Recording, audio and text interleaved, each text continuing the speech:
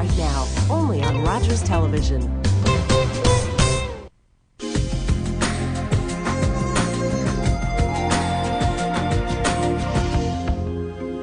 Welcome back to 3D Dialogue. I'm Jesse Hirsh. Secularism has a long history in Jewish thought, reaching as far back as the prophet's opposition to priestly rituals and social injustice. Secular Jewishness is identifying as a Jew through Jewish culture and history, rather than religious ritual and practice, which is considered an individual matter. Joining me in studio to talk about it is Ester Reiter, who is a member of the Winchevsky Centre and also a professor at York University at Atkinson College. Thanks for joining us today. My pleasure. Perhaps we could start with a fairly straightforward question. What is the difference between a secular Jew and an observant Jew? Well, an observant Jew defines, would define their sense of who they are through religious practice. Mm-hmm. And, as you know, there are many different varieties of observant Jews, from Reform to ultra-Orthodox. A secular Jew defines their identity very much as a Jew, but not within religious practice. Mm-hmm. Being a secular Jew identify as a member of the people with a very, very proud tradition that I honor. Your emphasis in the introduction on social justice is one that's very, very central to my understanding of who I am and to all of us at the Winchevsky Centre. I can go on a little bit about the origins of this form of secular Jewishness, which is really connected with Yiddishkeit, with honoring Yiddish language and culture. And this came from an explosion in the late 19th century where people who were living in Eastern Europe wanted to know things. They wanted to know the pearls of Western literature. They wanted to know, there was the beginning of industrialization. People were working in factories, and so they were experiencing some of the hardships of being working class part of people. Industrialization. A part of industrialization where they're getting exploited as workers, where they're dealing with pogroms as Jews. The anti-Semitism is all over the place.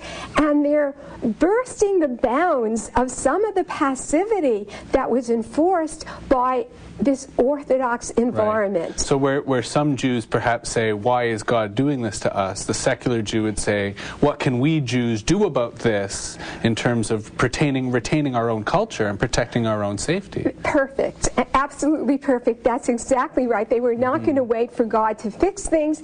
They were going to collectively create the kind of world that they wanted to live in.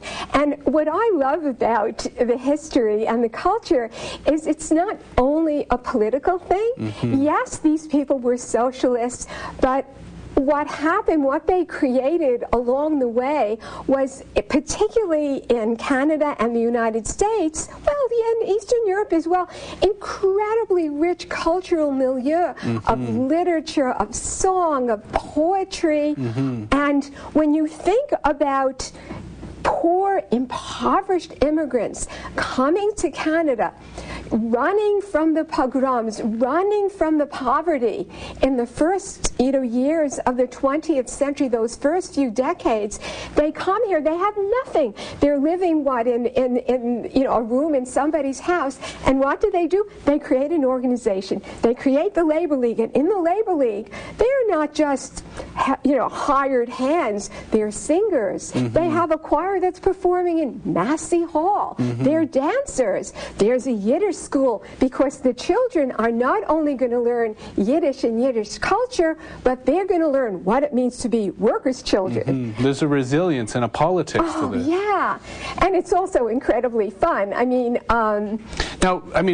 One question I have is, at the same time in embracing this Jewish culture, it strikes me that there's also a different type of observance, and perhaps the example might be the Seder. Oh, yes. Would a secular Jew, Seder being the major meal of Passover, would a secular Jew still have a Seder and still participate in a Seder? Absolutely. We love the tradition. What we do, I mean, now you have to understand that our celebrations have changed over the years, but Passover, Pesach, absolutely. It's not only time for families to come together, but within our organization, we have what's called a third Seder, because the first two are really, family events.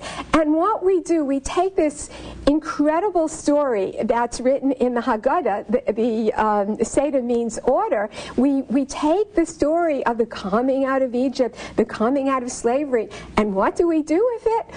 We make it our own, and we embroider it with our commitment to social justice. So, for example, we had a good time last year.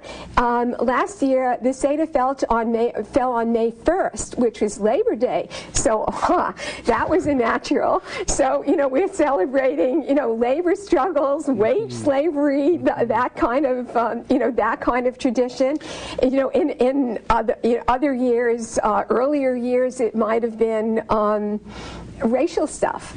So while on the one hand, in protecting Jewish culture, it's also making it relevant in terms of the current day, whether the socioeconomic conditions or the general climate of the world, so that Jews today, while being Jews, are able to engage their world. Exactly. And the emphasis, again, is not on God.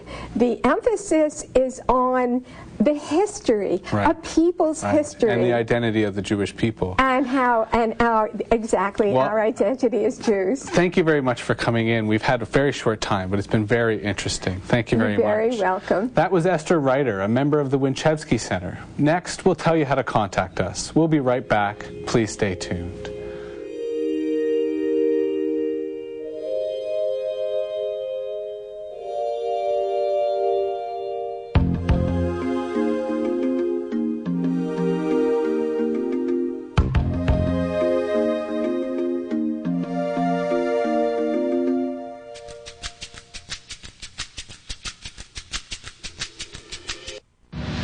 This program is brought to you in part by Rogers Wireless and by Rogers VIP Program.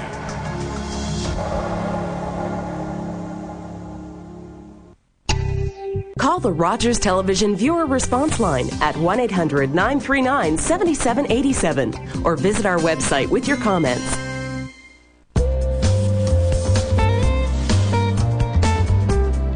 Your world right now, only on Rogers Television.